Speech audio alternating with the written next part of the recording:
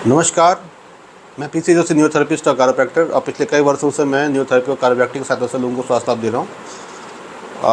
मेरे पास बहुत सारे सवाल हैं, लेकिन मैं सभी का जवाब तो नहीं दे पाऊँगा, लेकिन कुछ ही सवाल जिनका जवाब देना ज़रूरी है, तो वो इस सवाल और जवाब की श्रृंखला में मैं आपको यहाँ पे सवाल जवाब देना चाहता हूँ।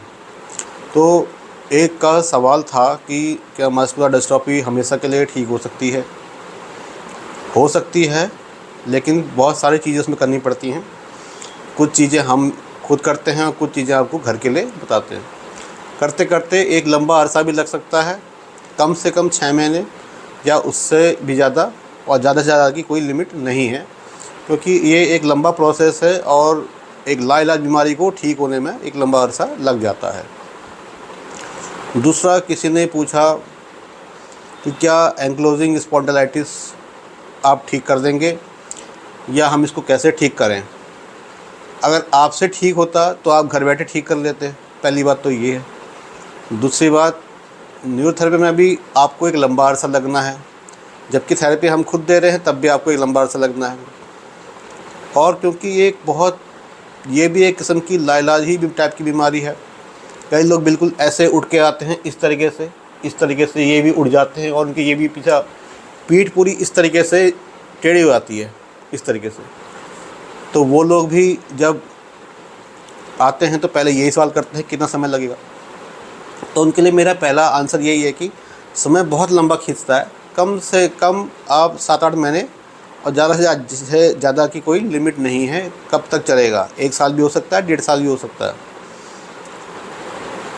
क्योंकि एक लंबा प्रोसेस है। तो इसलिए आपको जब भी ऐसी चीज़ों का ट्रीटमेंट करने आए तो मानसिक रूप से तैयार होकर आए कि आपको कितना समय लगने वाला है।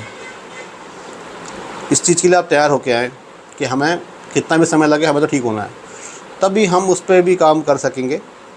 बाकी और कोई ऐसा ट्रीटमेंट नहीं है।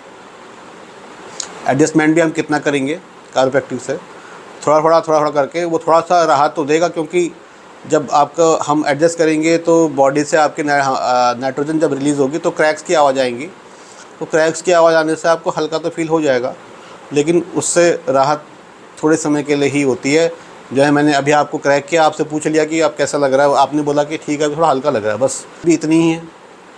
और इससे आगे आप कुछ कर भी नहीं सकते, क्योंकि न्यूरोथेरेपी उस एंक्लोजिंग स्पॉन्डिलाइटिस में उस जमे हुए कैल्सिफिकेशन को ठीक करेगी, आपका कैल्शियम मेटाबॉलिज्म ठीक करेगी और उस जगह से धीरे धीरे करके कैल्शियम को डाउन करेगी। तब आपकी बॉडी में फ्लेक्सिबिलिटी आएगी। क्योंकि एक लंबा प्रोसेस है, इसलिए आपको मन लगा के या समय लेकर के ही आना ज़्यादा ज़रूरी है, अन्यथा ऐसे ना आए, अधूरे मन से ना आए। तीसरा, किसी ने ये पूछा कि सर फीस कितनी लग जाती है? जगह फ़ीस का ऐसा है, हर सेंटर के रूरल और अर्बन एरिया के हिसाब से अलग अलग डिसाइड होता है।